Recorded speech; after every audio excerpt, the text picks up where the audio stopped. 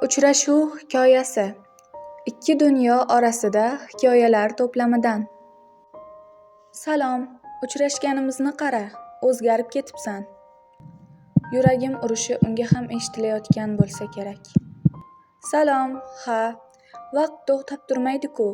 Sen ham ancha jiddiylashib qolibsan. Kulishing hali ham o'sha. Ishlar qalay? Hali ham eski idorada ishlayapsanmi? Seni har kuni shu idora yonida kutganlarimni bilmaysan. Yo'q, u yerdan ketganman.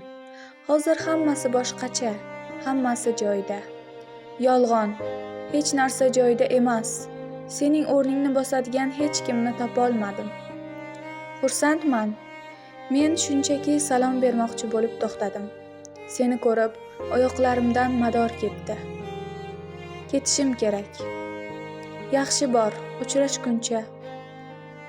Ketma, iltimos, yana bir daqiqa qol. Aytilmagan o'nlab gaplarim bor.